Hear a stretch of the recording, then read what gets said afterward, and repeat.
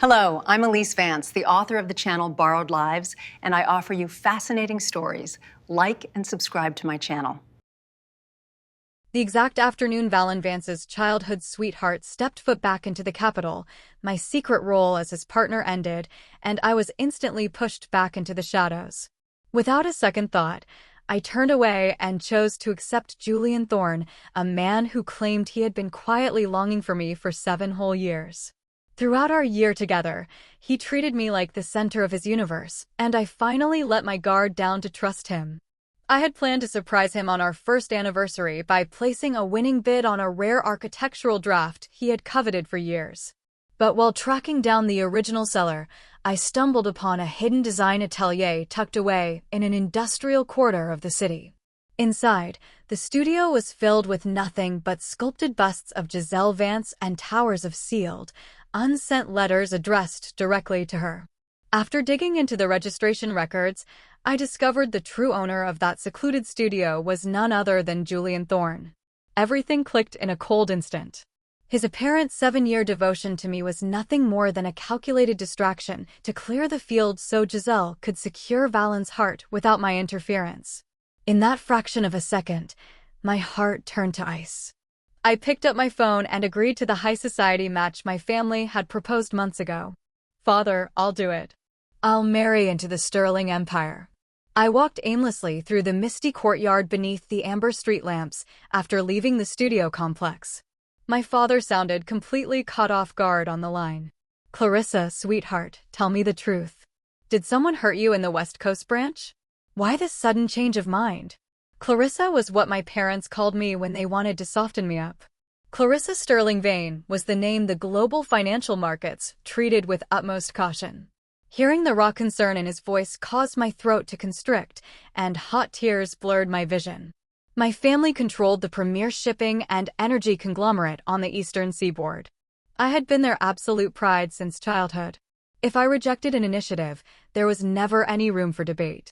Yet here I was, barely 48 hours after aggressively shutting down the merger, completely reversing my stance. Not wanting my father to worry, I drew in a long breath to stabilize my tone. Father, I am Clarissa Sterling Vane. Who would be foolish enough to cross me? My father finally released a quiet sigh of relief and let out a gentle laugh. Very well, my princess. I will fly our private jet to the Seattle office tonight to bring you back home. No need, father. I have a few loose threads to tie up here first. I'll board my own flight back in a week. Just as I cut the call, Julian's sharp voice echoed from behind me near the tree line. Clarissa, where did you say you were heading? I quickly slipped my phone back into my coat pocket, refusing to let him catch a single detail. You misheard me, I replied coldly. Julian refused to let it slide. I don't think so. My hearing has always been flawless. He stepped closer, his warm breath brushing against the side of my neck, making my skin crawl with sudden aversion. I frowned and tried to step backward, but his fingers wrapped firmly around my wrist. Clarissa, why are you dodging my questions? He pulled me into a heavy, possessive hug from behind and let out a quiet chuckle. Come on, tell me. Where are you off to?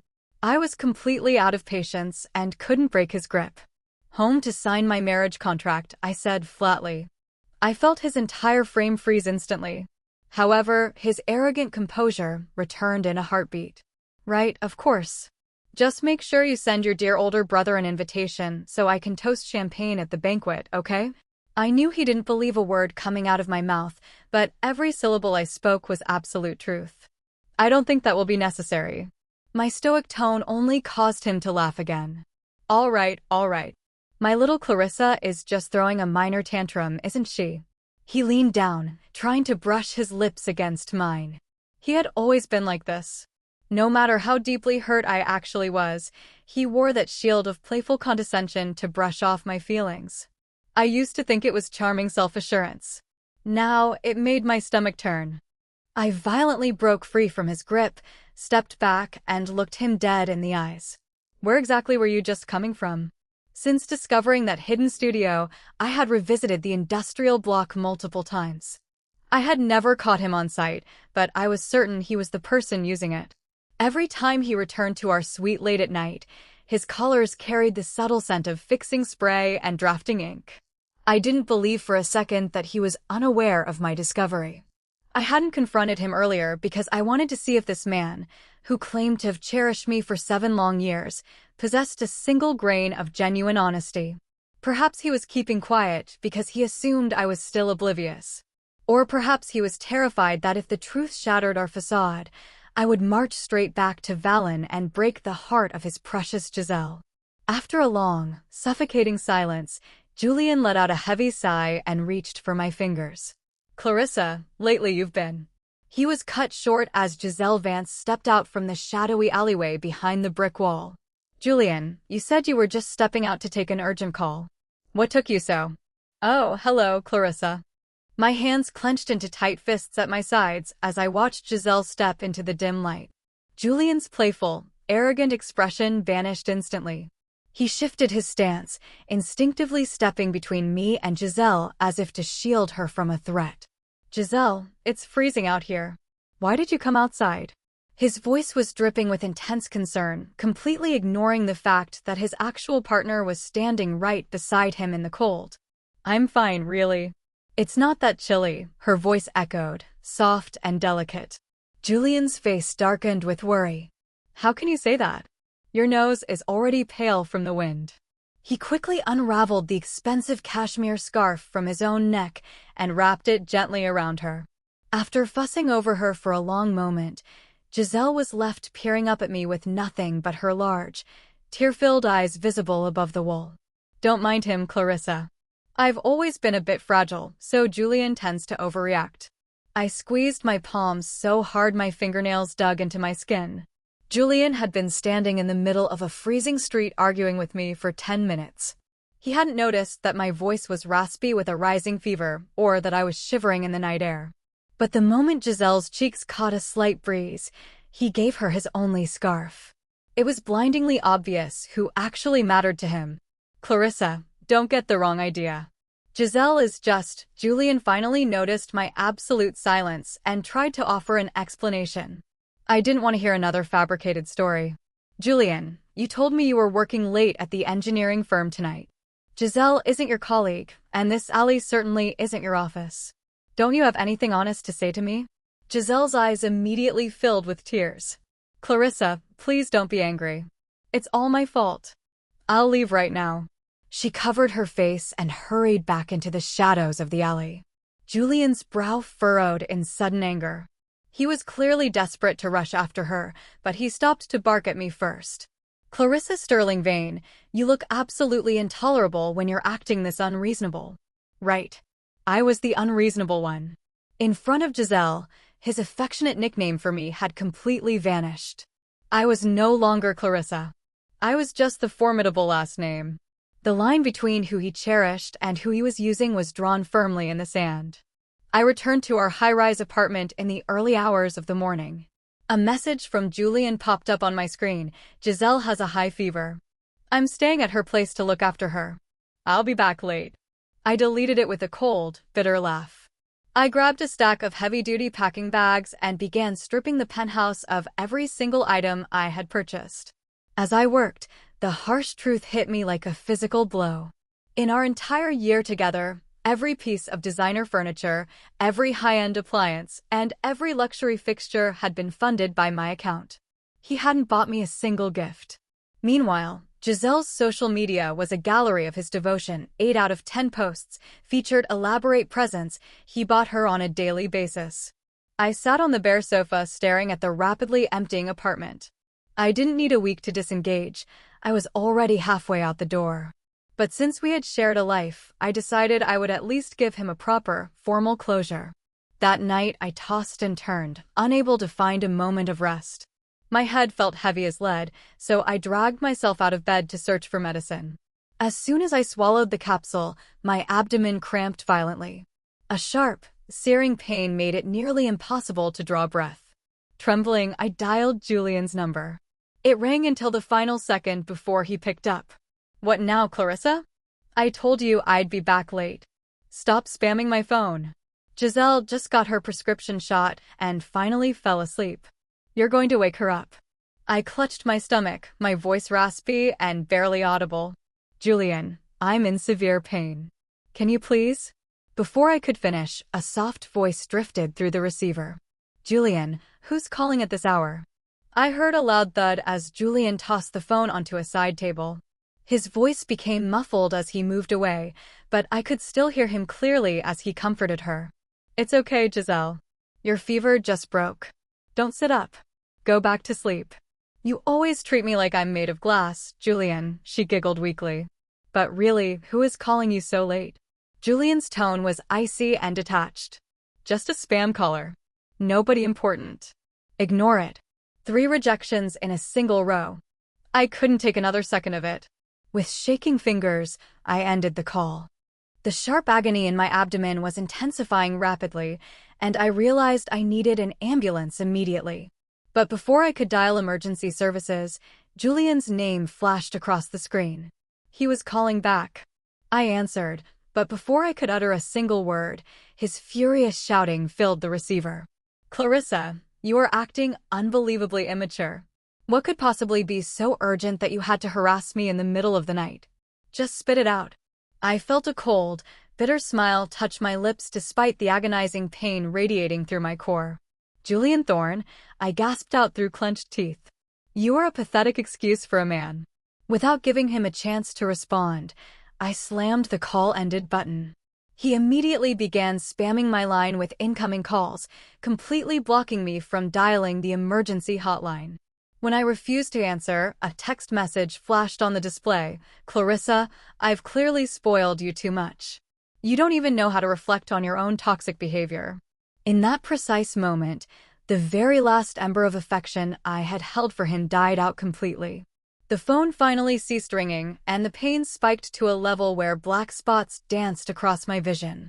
Fighting against the edge of unconsciousness, I finally managed to contact the paramedics. By the time the medical crew broke through the door, I had collapsed entirely onto the floor. When I regained consciousness, I was lying in a chaotic, overcrowded emergency bay with N4 taped to the back of my hand. The county hospital was buzzing with early morning rush hour traffic. A doctor glanced at my chart, instructed me to monitor my fluid bag, and darted off to assist a critical case. I was drifting back into a medicine-induced haze when a loud, aggressive voice echoed down the corridor, jerking me awake. I listened closely and realized the man creating a massive scene in the hallway was Julian. Doctor, this is absurd. My partner is still running a temperature. You cannot discharge her right now. I was disoriented for a split second. I was the one lying in the emergency ward, and Julian clearly had no idea I was even in the building. That meant the partner he was making a scene over was Giselle. I let out a soft, dry laugh. I unlocked the wheels of my 4-pole and pushed myself toward the glass door to watch the display unfold. The physician was trying to calm him down, making lowering gestures with his hands. Sir, we have a patient with acute appendicitis who requires this room immediately. Your partner's fever has stabilized completely. She is cleared to go home. Julian's back was turned to me, his shoulders rigid with anger. I don't care about your bed availability. I'm not taking her anywhere. If her condition worsens, I will hold this entire facility legally liable. The doctor attempted to de-escalate, but Julian was behaving like a frantic madman. His shouting grew so volatile that an elderly patient nearby visibly panicked. As the nurses rushed to assist the distressed patient, Julian grabbed the physician's scrub top, refusing to release his hold. A young nurse intervened, prying his fingers away. Sir, your partner didn't even meet the threshold for admission in the first place. You threw a fit until we gave her a bed. We have genuine life-threatening emergencies right now, and you need to leave. Julian looked ready to explode, but right then, Giselle appeared, walking slowly down the hallway wrapped in a blanket. Julian, you said you were going down to resolve the billing department issue. Were you actually searching the wards for Clarissa? You don't have to lie to me. After all, Clarissa is your real girlfriend. Her face was pale, posing like a mistreated stray. Julian froze in his tracks. He slowly turned his head and his eyes finally landed on me standing by the doorway, watching them with a stone-cold expression. He looked as if he wanted to speak, but Giselle cut in first. Clarissa, I know you're angry that Julian stayed to look after my fever instead of returning to the suite, but you don't have to fake a medical crisis and hook yourself up to and for just to gain his attention. If you wanted him back, you could have just asked. Julian's gaze finally dropped to the thick needle taped into my vein, his eyebrows pulling together in sudden confusion. Are you actually unwell? I shook my head slowly, my expression devoid of emotion. No, I'm just here for the dramatic effect. Giselle's eyes filled with tears on cue. I'm clearly causing trouble here, she sobbed softly. I'll just leave. She turned and hurried toward the exit doors. I looked at Julian, whose entire body was tense with anxiety. Your priority is running away. You better hurry. Clarissa. He stared at me with intense conflict for a single second. Wait right here for me. I'll take Giselle home and come straight back to handle your discharge. Before the last word even left his mouth, he had turned around and sprinted through the automatic sliding doors after her. I knew with absolute certainty he wasn't coming back. Once the 4-bag ran dry, I signed my own release forms and took a private ride back to the high-rise. I spent the next 3 days confined to bed, slowly recovering my physical strength. Throughout those 72 hours, Julian was a total ghost. He didn't place a single call or send a single text message. By the 4th day, I finally felt human again. I decided to prepare an elaborate, multi-course dinner. Julian's line went straight to automated voicemail, so I sent a direct message to Giselle instead. Tell Julian to return to the suite for 1 hour. We need to settle things over dinner. She replied almost instantly with a string of passive-aggressive remarks, but the message worked. Less than an hour later, Julian burst through the front door. I had spent 3 full days rehearsing what I wanted to say. I wanted a dignified, civilized separation over a meal. But the moment he crossed the threshold, he stormed past me into the dining room, grabbed the edge of the linen tablecloth, and yanked it off the table with violent force. Everything I had spent hours preparing crashed down onto the hardwood floor. Fine china shattered into hundreds of pieces, and food splattered across the tiles. A sharp fragment of porcelain grazed the back of my hand, and a thin line of blood began to pool on my skin. Julian didn't even blink at the sight of the blood. He just loomed over me, his face red with unbridled rage. Clarissa, I've known you for years, but I never realized how utterly vile you could be. You faked a hospital admission just to torment Giselle, didn't you? She ran out of that facility into the freezing air without a coat because of your ridiculous stunt, and she's been bedridden with a severe relapse ever since. You are going to get in my car right now and apologize to her on your knees. Do it, or we are completely finished. I watched him rave like an unstable lunatic. When he finally stopped to catch his breath, a cold smile spread across my face. I was hoping you'd say that. Let's break up. Julian froze in his tracks. Then he let out a laugh, not a genuine laugh, but the arrogant scoff men use when they still believe the woman standing in front of them has no alternatives. Break up. He glanced down at the ruined dinner on the floor, then back up at my eyes. Clarissa, stop being so absurd. The sound of his dismissive tones scraped against my raw nerves. I lifted my hand, watching the crimson droplet trace a line across my skin. The sting of the cut was sharp, but it was nothing compared to the overwhelming wave of relief washing through my chest. Julian, I lived 23 years of my life perfectly fine without you. This past year was nothing more than a billing error. His smug smile vanished completely. You're being dramatic. I'm being precise. He stepped over the broken plates as if the destruction had nothing to do with him. Fine. Have your little temper tantrum. When you're done pretending you can survive without my presence, you'll call me begging. I almost laughed out loud. He still genuinely believed this was a door I was slamming just to get his attention. Poor Julian. He had mistaken the sound of a deadbolt sliding into place for a woman begging to be pursued. I won't call. You always say that. No. I pulled out my phone and began taking crisp, high-resolution photographs of the shattered dinnerware, the tablecloth ruined on the floor, the fresh cut on my hand, and the food smeared across the room. This time, I'm documenting. His eyes narrowed dangerously. Documenting what? The exact moment you converted my exit dinner into legal evidence. His jaw tightened. Don't start playing the victim with me. I'm not playing anything. I dialed the private logistics firm my family used whenever they needed high-value assets relocated. They picked up on the second ring. Miss Sterling Vane, the dispatcher answered promptly.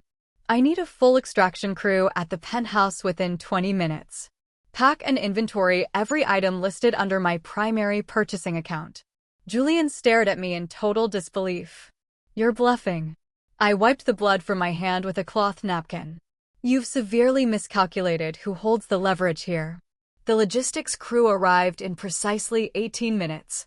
Julian stood frozen in the center of the open living space as 4 uniformed movers in black tactical uniforms began tagging items with quiet, efficient speed. The Italian leather sofa, the custom marble coffee table, the designer lounge chairs, the temperature-controlled wine cabinet, the professional espresso installation, the silk drapes, the Egyptian cotton bedding, the designer lighting fixtures, the gallery artwork, the high-end kitchen appliances, and even the rare spice rack I had imported after Julian once casually mentioned he enjoyed cooking, though he had never cooked a single meal except for his own vanity.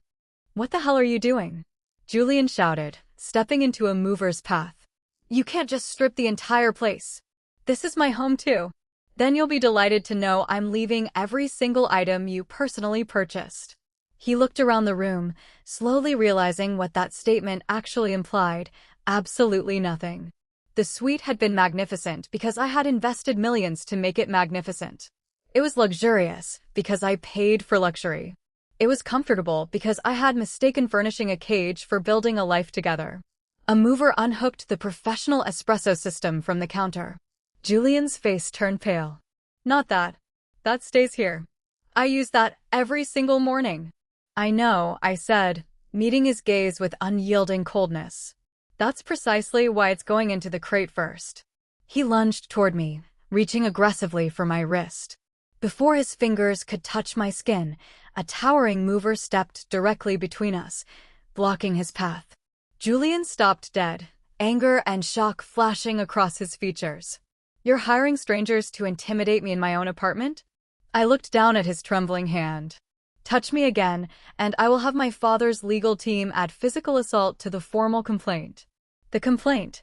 Property destruction, personal injury, unlawful harassment, whatever charges my family's attorneys feel like filing before breakfast tomorrow.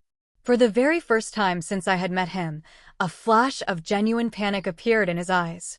I turned on my heel and walked into the master bedroom, watching the team dismantle the bed frame, lower the velvet bench, and pack the custom vanity mirrors. My possessions were leaving this place far faster than my feelings ever had. Julian followed me from room to room, his posture shrinking with every bare wall that emerged. You're really doing all this? Yes. Over Giselle? No, I replied, looking him dead in the eye. Over you. That answer seemed to strike a deeper blow than any insult could have landed. Good. By the time the final transport vehicle was loaded, the vast penthouse echoed with hollow acoustics. A single worn mattress he had owned prior to our relationship remained on the bedroom floor. A single scratched wooden chair sat isolated in the kitchen. Dust settled where my imported console table had stood minutes ago. I paused at the front doorway to take one last look at the empty space. Don't worry, Julian. I left you the dust. It seems to be the only loyal thing in this room. His face twisted in bitter anger. You'll regret this, Clarissa. You'll come crawling back. I already regretted it. That's precisely why I'm walking out. I turned my back and walked straight into the private elevator without glancing behind me once. By morning, the flood of frantic texts began. Clarissa, stop this madness. Clarissa, we need to talk like adults. Clarissa, I never agreed to a breakup. Clarissa, you're taking this petty game way too far. I forwarded every screenshot to my personal assistant and blocked his number entirely. Then I boarded my family's private jet heading back home. My father was standing by the runway at the Sterling Vane estate when my limousine pulled through the iron gates. He registered my pale face first, then the surgical wrap taped over the cut on my hand. His expression didn't erupt into anger, it froze into absolute tundra. That was infinitely scarier. My mother pulled me into a fierce embrace before I could speak a single word.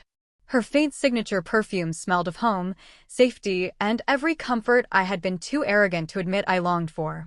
"What happened to your hand, my darling?" she whispered softly. "Romance," I muttered into her shoulder. "Turns out it's terrible for my health." My mother's grip tightened around me. My father's eyes remained lethal. "Who did this to you?" We sat in the glass garden salon where I had once cried over elite equestrian competitions, board exam results, and a stray dog my parents refused to keep because it chewed through an authentic antique tapestry. This time, I laid out the entire truth. Valen keeping me hidden in the shadows. Giselle's dramatic return. Julian pursuing me for 7 years only to use my presence as a human shield between Valen and Giselle.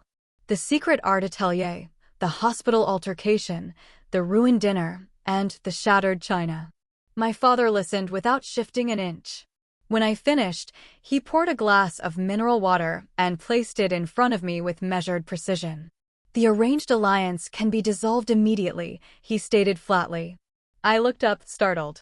"You do not have to marry Lord Alistair Vance just because you were mistreated. If you want to sever every connection, I will personally handle the fallout. A marriage is not required to restore your honor." A tiny smile touched my lips. "I still want to meet him." My mother searched my face carefully. "Because you choose to?" "Because I choose to." That very evening, I met Lord Alistair Vance. I had prepared myself for cold, calculated corporate manners, a transactional smile, or a man calculating the precise net worth of a Sterling Vane merger in his head. Instead, Alistair stood up the moment I walked into the private dining suite, tall, impossibly composed, wearing a bespoke tailored suit without a single wasted movement. His sharp eyes flicked briefly to the bandage on my left hand, then returned to meet my gaze directly. No patronizing pity, no intrusive curiosity, no demand to pry open my fresh wound for his own entertainment. We sat across from each other in the estate's private terrace. My father stayed only long enough to ensure Alistair clearly understood I was his cherished daughter, not a clause in a business contract. Once we were left alone, Alistair set his porcelain cup down without making a sound. "You owe me nothing tonight, Clarissa." Not a manufactured smile, not a performance of perfection, and certainly not your heart before you are ready. The weight of his words struck a deep chord within me. I had almost forgotten that powerful men could speak without trying to claim ownership over the response. "You're remarkably calm for a man whose prospective bride arrived looking like a walking medical incident report," I murmured. A faint, intriguing smile touched the corner of his lips.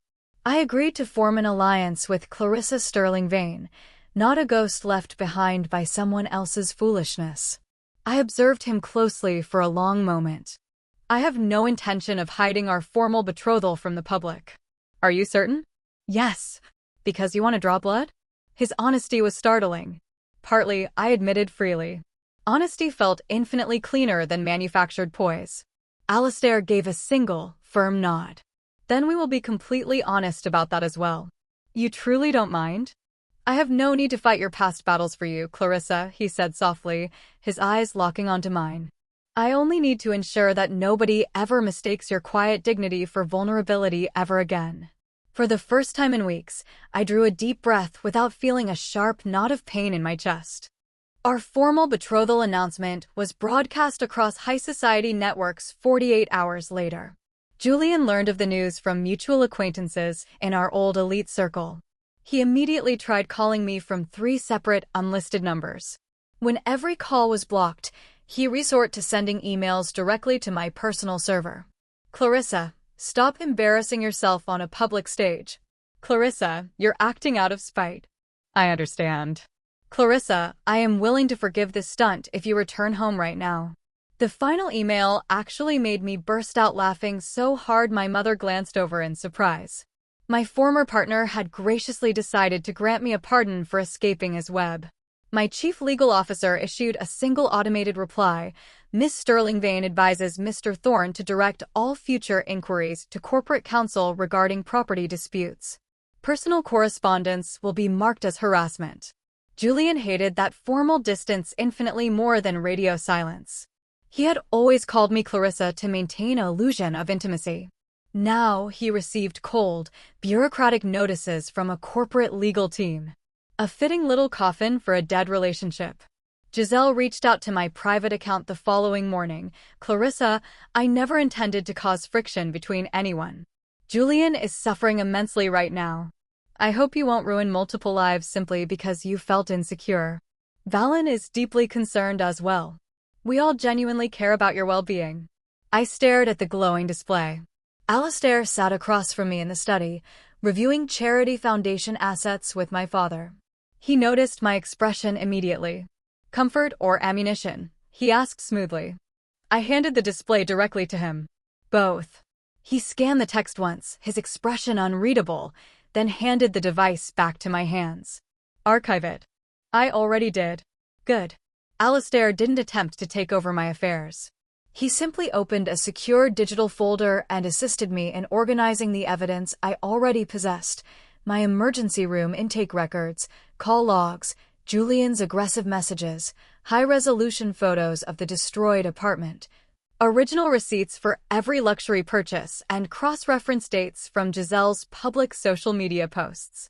Furthermore, the hospital staff had filed an official security report after Julian grabbed the attending physician. My family's legal team obtained a certified copy of the incident summary for my permanent record. Uncovering the truth behind the hidden design atelier proved even simpler. The industrial space carried overdue lease penalties registered directly under Julian's name. The property manager was desperate to clarify whether the account would be settled. My private investigator didn't break a single law. He simply documented what Julian had paid a fortune to preserve: portrait after portrait of Giselle Vance. Unsent letters filled with poetic adoration. And the dates were key. Dozens of those letters had been penned while Julian was sleeping in my bed, eating food funded by my accounts, and whispering that I was his entire world. Valen Vance learned of my betrothal at an exclusive private gallery preview hosted by the Sterling Vane and Vance families. Alistair presented me openly to the board members, my fiancée, Clarissa Sterling Vane. Valen was standing barely 3 feet away, his crystal glass frozen halfway to his lips.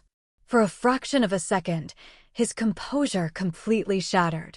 It was obvious he had never envisioned me standing beside another man in the full glare of high society. He intercepted me near the marble sculpture gallery after the primary reception concluded.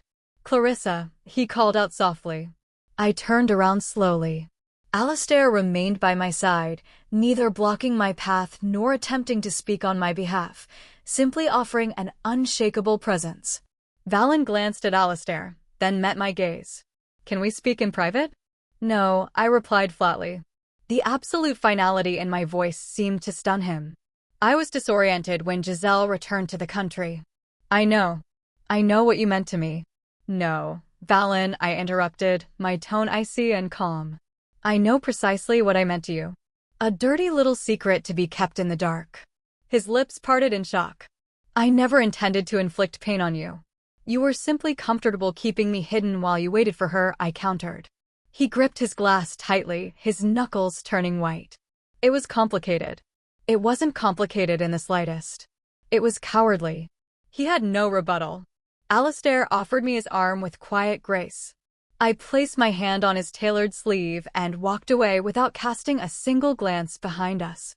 Behind me, Valen remained entirely frozen, a man finally feeling the crushing weight of the door he had slammed shut. The primary event arrived 2 weeks later, a prestigious charity gala co-hosted by the Sterling Vane and Vance dynasties. Wealthy collectors, influential socialites, and corporate titans descended upon the grand hall, people who traded in fine art, quiet influence, and ruined reputations over glasses of vintage champagne. The rare architectural draft was the centerpiece of the auction, the exact piece I had once planned to purchase as an anniversary surprise for Julian. Back then, I had envisioned his ecstatic smile, his arms pulling me close, and his voice whispering that nobody understood his mind better than me. Now, I stood beneath glittering crystal chandeliers arm in arm with Lord Alistair Vance, patiently awaiting Julian's inevitable arrival with Giselle on his arm. And right on cue, they entered. Giselle wore a gown of powder blue, paired with her signature delicate, fragile posture. Julian looked noticeably drained, yet still carried enough sheer arrogance to believe the room would bend to his will. Alistair placed a reassuring hand at the small of my back as he introduced me to a group of international delegates, my fiancée, Clarissa Sterling Vane. Julian caught the words clearly. Valen heard them from across the marble ballroom. Giselle's eyes flickered with instant panic. The title echoed through the hall like a declaration of war. Julian approached our circle, a tight, artificial smile masking his underlying tension. So, the arranged match is actually real. I raised my champagne flute slightly. Yes, unlike your 7 years of supposed devotion. The executive standing beside us cleared his throat nervously and took a quick step back. Julian's expression darkened into sheer malice. Giselle clung tightly to his jacket sleeve. "Clarissa, please." Giselle whimpered softly. "Tonight is for charity." "Then you ought to feel right at home," I replied smoothly. "Receiving charity has always been your greatest talent." Her eyes flooded with tears on command. Under normal circumstances, that display would have brought a dozen men rushing to her defense. Julian's hand twitched instinctively, but he caught himself and froze. Valen watched from the perimeter, yet refused to cross the floor to intercede. The auction officially commenced. When the rare architectural draft was unveiled on the elevated stage, Julian leaned forward in his seat, his eyes gleaming with ambition. The auctioneer called for the opening bid. Julian raised his paddle immediately. I raised mine without hesitation. Julian's head snapped in my direction, his jaw setting tightly. I offered him a calm, razor-sharp smile. The numbers escalated rapidly. Giselle leaned over to whisper something in his ear, but he brushed her off dismissively. Alistair leaned closer to my ear, his voice low and steady. "Shall we take it higher?" "To the very end," I replied. Julian placed another bid. I countered instantly. By the time the audience realized the bidding war was no longer about architectural history, the price had blown past market logic and entered the realm of Sterling Vane sports. Julian's face turned deathly pale with mounting frustration. I raised my paddle one final time, setting an absurd record. Clack! The auctioneer's gavel struck the sound block. "Sold to Miss Clarissa Sterling Vane." The hall erupted into polite applause. Julian bolted up from his seat, making a straight line for our table. That draft possessed deep personal meaning to me. "I am well aware," I said, gazing at the antique blueprint on stage. "That is precisely why I bought it for myself." A ripple of hushed whispers spread across the surrounding tables. Giselle's tears began to spill over once more. "I never wanted any of this. I never wanted you and Julian to turn against each other. I never wanted Valen to harbor doubts about me." She spun on her heel as if preparing to flee the hall, her classic performance, the fragile exit, the trembling posture, the silent lure for men to abandon everything and chase after her. I set my glass down on the tray with a soft clink. "Before anyone runs after Giselle tonight, I believe everyone in this room deserves to see what she is running from." The entire ballroom froze in dead silence. My father gave a single, firm nod toward the media booth, and the massive projection screen behind the auction stage lit up. The first slide appeared, crisp, high-definition photographs of the hidden studio. Walls lined entirely with portraits of Giselle Vance. Dozens of them. Giselle in white silk, Giselle reading by a window, Giselle sleeping, Giselle smiling gently, painted over and over like a private shrine Julian had built in secret. Then came the letters. Exact dates were displayed right beside them. 6 months into my relationship with Julian, 8 months, 11 months, the week before our anniversary. Giselle gasped, her voice trembling. "This is an invasive violation of privacy." "You displayed your devotion in oil paint," I replied with cool composure. "I simply provided better lighting." A quiet chuckle broke out from a table of executives. Then the next slide appeared, cross-referenced financial ledgers and public social media receipts. The luxury handbag, the sapphire bracelet, the cashmere scarf, the vintage music box, every extravagant gift Giselle had publicly boasted about, matched directly with charges from Julian's personal accounts. Meanwhile, our entire year together yielded not a single gift from him that I hadn't funded myself. Julian looked as if the floor had collapsed beneath his feet. Clarissa, I can explain. Save your breath. The artwork speaks for itself. Finally, the screen displayed the certified hospital records, my emergency intake forms, my discharge summary, my phone logs showing my frantic calls to Julian during my acute abdominal attack, his dismissive return calls, and the official hospital security report detailing how he had caused a scene over Giselle's mild fever while I lay bleeding in the emergency bay nearby. Giselle's voice choked up. I didn't know she was actually sick. The final slide displayed her direct text message sent from the hospital hallway. If you wanted him back, Clarissa, you could have just asked. The room turned ice cold. I met her tearful gaze directly. So, your mild temperature required a private ward, but my life-threatening emergency was just a performance for attention? Giselle pressed a hand to her chest, her soft facade crumbling completely. I was terrified. I'm fragile. Everyone knows how delicate I am. That is the fundamental flaw with people like you, I said firmly. You claim fragility only when it excuses the harm you inflict on others. Valance stepped closer to the screen, his expression completely hollow. He turned slowly toward Giselle, his voice dripping with disillusionment. Did you know about all of this?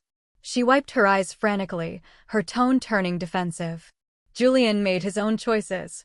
I never forced him to pine for me for 7 years. I never asked him to date Clarissa. Julian stared at her in total shock, his entire world shattering in a single second. The woman he had put on a pedestal had just discarded him without a moment's hesitation. He had spent years using me as a tool, only to realize he was merely a pawn in her game. I almost felt a flicker of pity for him. Almost. Then I remembered clutching my abdomen on the floor while he called me immature and blocked my line to emergency services. You didn't spend 7 years loving me, Julian, I said, my voice echoing through the silent room. You used me as a stepping stone to get closer to her. Congratulations. The path is officially closed. Julian bowed his head, unable to speak. Valin turned back to Giselle, his voice flat. How much of anything you told me was real? She tried to reach for his arm, posing like a wounded bird. Valin, how can you doubt me? For the first time, Valin pulled away from her touch, stepping back into the crowd. That single movement stripped away the last of her influence. My father walked onto the stage, his presence commanding absolute authority. The Sterling Vane family will permanently sever all commercial and social ties with Julian Thorne, the Vance estate, and any enterprise affiliated with them. Matters regarding property damage and public defamation will be handled through formal litigation. Thank you for your attention. No shouting, no scene, just power closing doors across the entire city. After the gala concluded, Julian cornered me in the marble lobby. He looked completely undone. His hair unkempt, his eyes bloodshot, his arrogance burned to ash. Clarissa, please. Do not use my name, I interrupted cleanly. You no longer have the right to speak it. His hands trembled. I did love you in my own way. No, Julian. You loved how convenient I was while you chased a fantasy. I can fix this. Just don't marry him. I looked at him for a long, quiet moment. You never thought I would actually walk away. You assumed I would always wait, always forgive, always stay in the cage I furnished for you. He had no answer. Touch me or follow me again, I added calmly, and the next person you answer to will be a judge. He collapsed back against a pillar, watching me walk out into the night alongside Lord Alistair Vance, a door that would never open for him again. Months passed. Alistair and I didn't fall in love like a sudden storm. We built something deep, steady, and enduring. He learned how I took my coffee, respected my boundaries, and stood beside me as an equal partner in every room we entered. On our wedding day, my father walked me down the aisle beneath cascading white orchids and warm sunlight. He squeezed my hand gently before placing it in Alistair's grip. You were never difficult to love, my princess, my father whispered. They were simply too small to understand your worth. Alistair took my hand with steady grace. He held me like something precious, not something owned, but something chosen. Valens spent his days trying to rebuild a shattered reputation. Julian sat alone in his empty suite on the one chair I had left behind. Giselle found herself completely isolated as society turned its back on her constant drama. I never looked back. Valen kept me hidden. Julian used me as a shield. Alistair chose me in the full light of day. Did she go far enough, or was she still too merciful? Comment justice if the ending was perfect, or comment harder if you wanted an even colder revenge. Your feedback determines how ruthless the next story will be.